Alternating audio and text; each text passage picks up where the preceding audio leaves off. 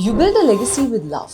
The last thing you'd want is for it to divide the people you've built it for. जरा सोचिए, आपने सारी जिंदगी एक एक पैसा जोड़ के एक सिक्योर फ्यूचर बनाया अपने परिवार के लिए। हर एक इन्वेस्टमेंट, हर एक एसेट सोच समझ के बिल्ड किया। और जब आप नहीं होते तो वही लोग जिनके लिए आपने ये सब कुछ छोड़ा एक दूसरे के खिलाफ कोर्ट में खड़े हो जाते हैं। Isn't that your worst nightmare? Why do wills get challenged? Will लिखना आसान है, लेकिन उसे कोर्ट में चैलेंज करना और भी ज्यादा आसान।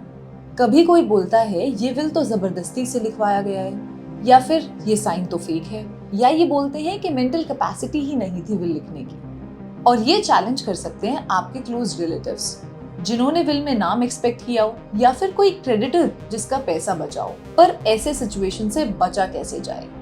Step 1, make your will legally solid. Will लिखते टाइम किसी लीगल एक्सपर्ट से कंसल्ट करें। इंटरनेट पे टेम्पलेट देख के ट्राई ना करें। और जब साइन करें तो कम से कम 2 इंडिपेंडेंट विटनेस साथ होने चाहिए जिनका उस विल में कोई बेनिफिट नहीं है। ये सब करने से the will becomes more solid. Step 2, add a no contest clause. इसका मतलब बहुत सिंपल है। अगर कोई भी इंसान विल को चैलेंज करेगा और हार जाएगा तो उनका पूरा शेयर ही फॉरफिट हो जाएगा। सो बेसिकली या तो मान लो जो दिया गया है, या फिर सब कुछ छोड़ने के लिए रेडी हो जाओ।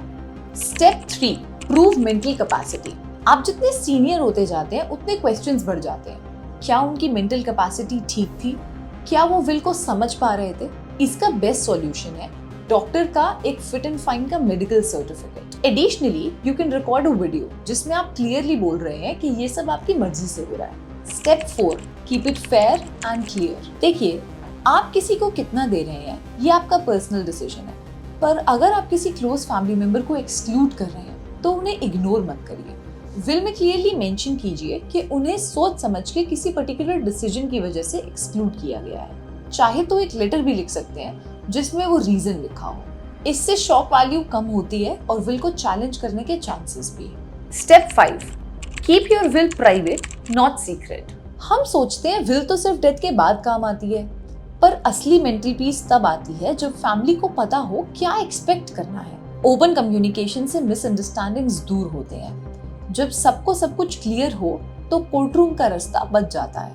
Step 6, use a living trust. एक और पावरफुल मेथड है क्रिएटिंग अ लिविंग ट्रस्ट। आप अपने कुछ एसेट्स एक ट्रस्ट के अंदर डाल सकते हैं। इसका मतलब है एक एक्स्ट्रा लेयर ऑफ सिक्योरिटी, क्योंकि ट्रस्ट को चैलेंज करना विल को चैलेंज करने से बहुत ज्यादा हार्ड है। Step 7, choose the right executor. Will तब तक काम नहीं करती जब तक उसे कोई एग्जीक्यूट ना करे, इसीलिए एग्जीक्यूटर का रोल सबसे क्रूशियल है। एक ऐसा इंसान चुनिए जो रिस्पॉन्सिबल हो, लीगली अवेयर हो और इमोशनली स्ट्रॉन्ग हो, जो आपके डिसीजंस को रिस्पेक्ट के साथ कैरी फॉरवर्ड कर सके। A legacy isn't just wealth, it's piece.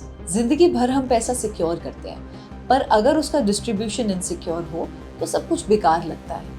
Will सिर्फ एक डॉक्यूमेंट नहीं है, ये एक मैसेज है आपकी वैल्यूज का, आपकी सोच का, आपके रिलेशनशिप्स का। अगर आप चाहें तो फिनकार्ड के एक्सपर्ट्स आपकी पूरी प्लानिंग को सिंपल, स्मार्ट एंड सेफ बना सकते हैं, बिना किसी कंफ्यूजन, बिना किसी स्ट्रेस के। Protect your families disputes with today's planning.